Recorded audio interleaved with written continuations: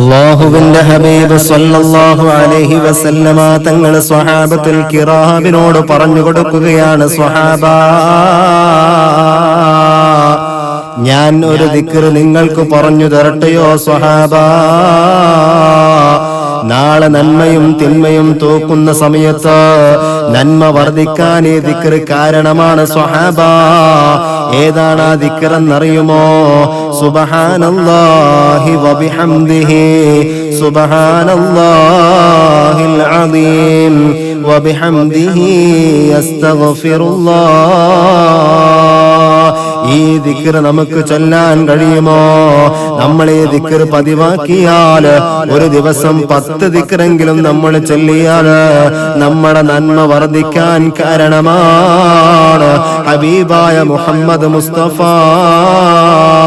സ്വല്ലല്ലാഹു അലൈഹി വസല്ലമ തങ്ങൾ സ്വഹാബത്തുൽ കിറാമിന് പറഞ്ഞു കൊടുത്ത ദിക്റാണ്. അതുകൊണ്ട് നമ്മൾ ഒരുപാട് തെറ്റുകൾ ചെയ്യുന്നവനാണ്, ഒരുപാട് പാപങ്ങൾ ചെയ്യുന്നവനാണ്. നമ്മുടെ മഹ്ശറയിലെത്തുമ്പോ നമ്മുടെ തുലാസിന് തൂക്കം കൂടണ്ടേ, നന്മയുടെ തുലാസിന് തൂക്കം കൂടണ്ടേ.